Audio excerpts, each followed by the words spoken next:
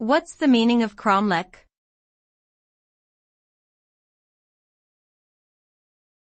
Cromlech.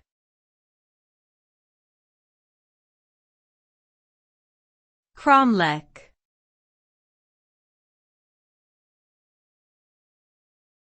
Cromlech.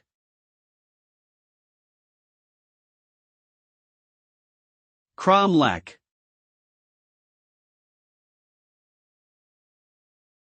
A cromlech is a megalithic structure consisting of several large stones placed in a circular pattern, often used as a burial chamber or religious site.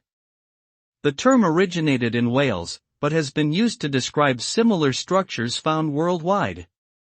Cromlechs can vary in size and composition, with some consisting of only a few stones while others contain dozens arranged in intricate designs.